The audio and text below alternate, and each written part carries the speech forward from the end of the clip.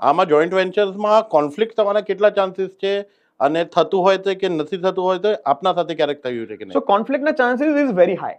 C real estate જે industry છે ને એ ટોટલ ટ્રસ્ટ ઉપર જાય છે. એમાં તમે એવું નથી કે તમારે આજે રોજ ગલ્લો કેટલો થયો, એવું ના થઈ શકે કે તમને રોજે રોજનો હિસાબ ના મળી શકે. પ્લસ સાઇટ ઉપર કેટલું બધું મટીરિયલ આવતું હોય, નુકસાન થતું હોય, આ થતું હોય, કેટલા એક્સપેન્સીસ થતા હોય, you cannot give statement of everything.